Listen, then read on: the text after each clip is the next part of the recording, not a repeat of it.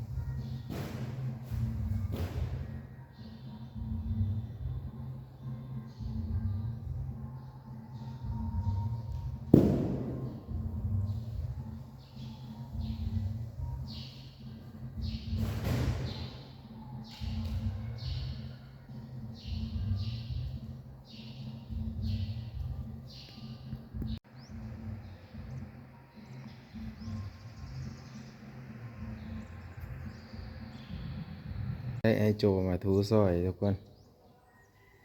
แต่ว่าโจกันดุเด้โจจักเพิ่นมาแต่วัดเลยมาแต่วัดเลยโจนี่ฮะโนนสมบัติบ้านเลย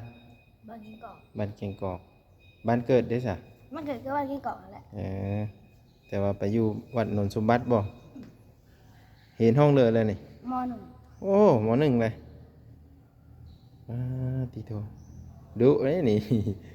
รู้จักมาซอยพี่เนาะโอ้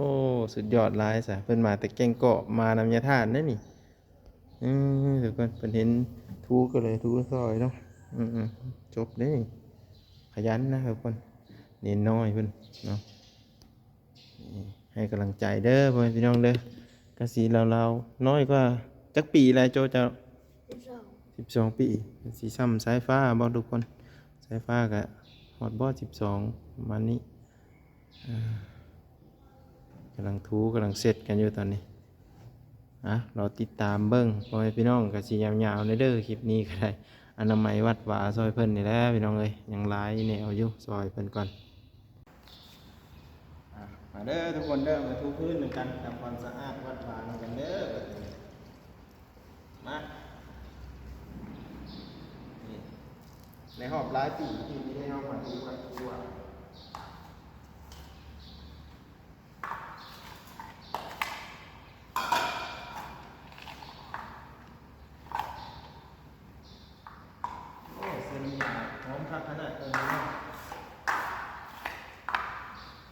ต่อหอยตีนเจ้าของนั่นสะอาดใส่ปิ้งเลยใส่ปิ้งเลย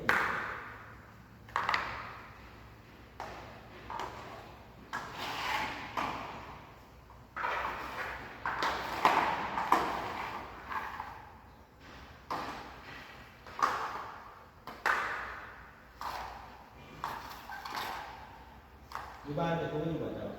หืม อยู่บ้านไปทู ถูตลอดครับ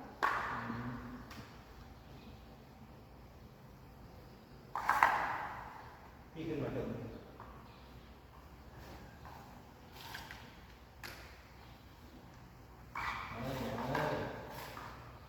มืดเลย หืม อันนั้นมืดจังเลย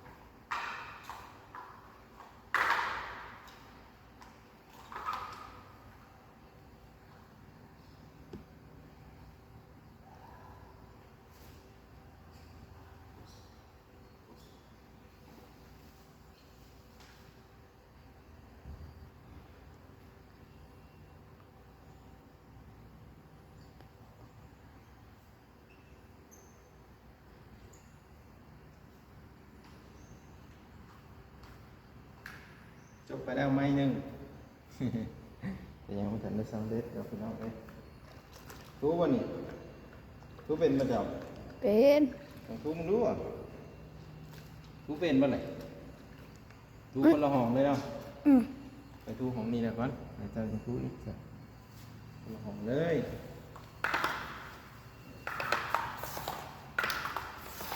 อยู่บ้านนี่เขาแจกไงเดี๋ยวนี้บอก น้อยๆหนึ่งนะ รู้ประเด็นกันแล้วเนาะเอาไว้เนาะ อืมถูคนเดียวกันแล้วเลย นี่แม่เลยนี่ตัวมันโคตรขาดเลย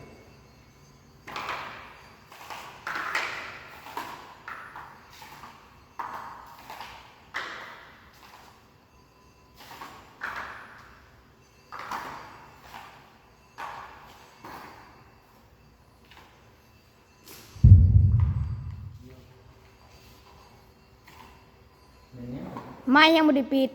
มีอะไร เต้อ คุณ เต้อ คุณนะ เต้ออันนี้ได้นี่ เรื่องหรอ เออ เรื่องหรออันนี้กูบริการ มันจะกำลังเห็นลังเบิ้งเสร็จเลยมันกำลังตึงเลยแหละ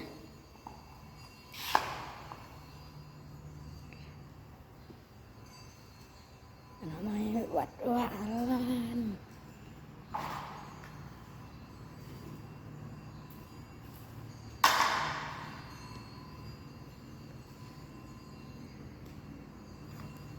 สิแล้วเลยนะคอยเรื่องรู้ร้อนว่าแหละคนละอันเลยคนละอันคนละห้องเลยเอาสุดท้ายหวานเก็บหมดแหงก็น้องเลย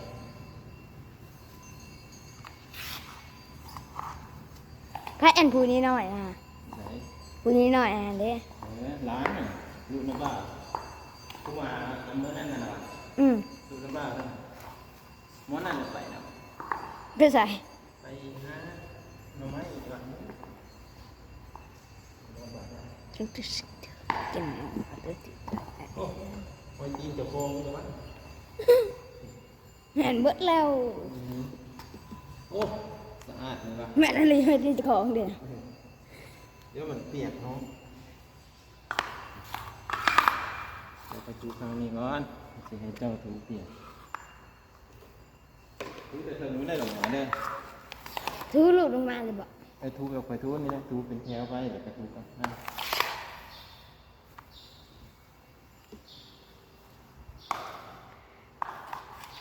เอาว่ะถูว่ะจัดไปจัดไป เออถูแต่เทิงผู้ลงมาฮะอู้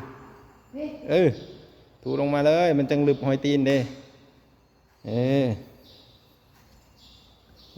พี่เด้อถูเป็นแถวมาพี่เด้อโอ้ขักร้ายให้โจถูบนอื่นเลยเหรอวะถูมาทั้งพี่ถูมาทั้งข่อยพี่เออ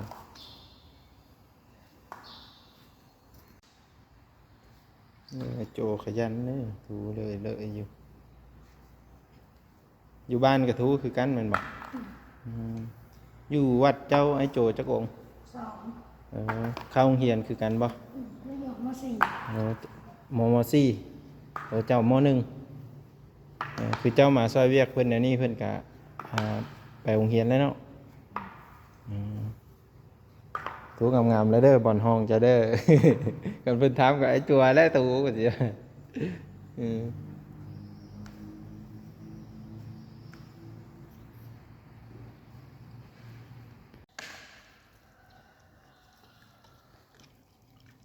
ชีวิตไอ้โจ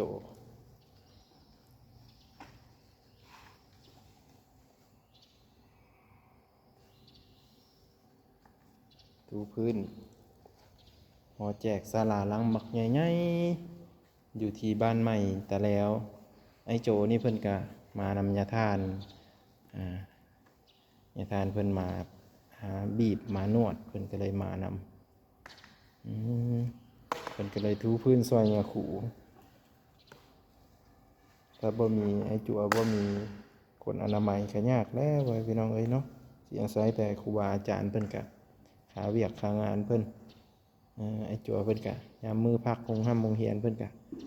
เฮ็ดเวียกแบบนี้แหละนี่เพิ่นเฮียนห้องหมอ1เด้พ่อพี่น้อง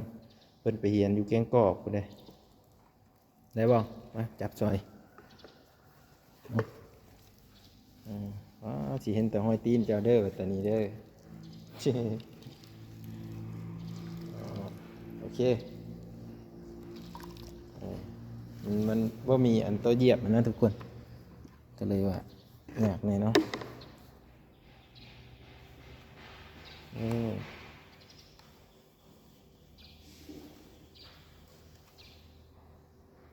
ไปเลยไปเลยเนาะ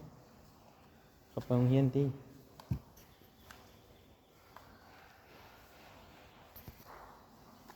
สงสัยไม่ออกเป็นไปโรงเรียนเนาะ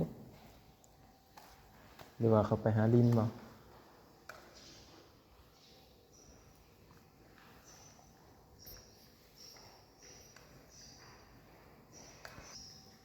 มาทางพี่เลยเนาะจั่วเป็นซอยนะทุกคนถูท้ายเดี๋ยวค่อยไปเป็นน้ำก็ได้เราแจกลังใหญ่เลยทุกคนเลยเนาะถูขันไอโจผู้เดียวนี่ถูเพื่อสีแล้วต้องใช้เวลาดนเนาะในซอยเพิ่นนี่แล้วพี่น้องพอได้บุญน้ำเนี่ยเนาะพอมี FC เบิ่งโฆษณาให้เนี่ยเนาะได้บุญนำกันเพื่อนพี่น้องเลยเดี๋ยวมาบางนี่ก่อน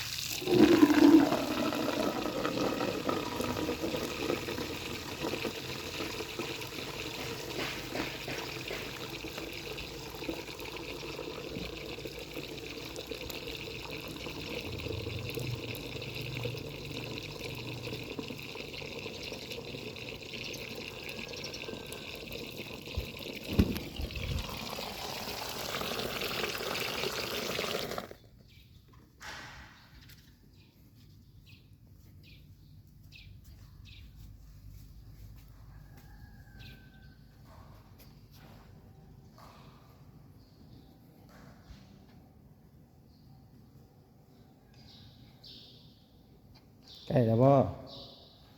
ใกล้สิสำเร็จแล้วบ่บ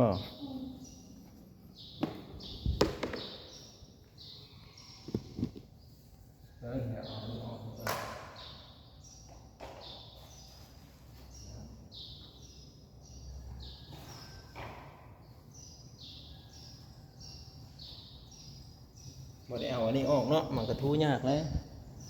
โต๊ะเพิ่นนี่นะทุกคนแต่ทูซ้ำบอลอันป้อนเขาได้นี่แหละมันนั้นเพิ่นฮุบออกแล้วก็จังทูมาอีกทุกคนเลยที่ทูสำเร็จแล้วนะโจแล้วบัดนี้สำเร็จเรียบร้อยไปพี่น้องเดี๋ยวก็รอติดตามเบิ่งตอนต่อไปเนาะว่าสิเฮ็ดเวียกอิหยังซอยเพิ่นไปพี่น้องเอ้ยชื่อนั่นเลยก็ลืมเลยโจต้น จุต้นบ่จุต้นสายหยาคนมักม้วน เออวิดีโอหน้าพอกันใหม่เด้อพี่น้องเด้อขอบุญขอบคุณที่รับชมและบ่ข้ามโฆษณาเนาะเราติดตามเบิ่งว่าไอ้จุต้นเพิ่นสิเฮ็ดเวยเพิ่นละอีบัดนี้เนาะเดี๋ยวสิถ่ายบรรยากาศให้ FC ได้เบิ่งเด้อพี่น้องเด้อ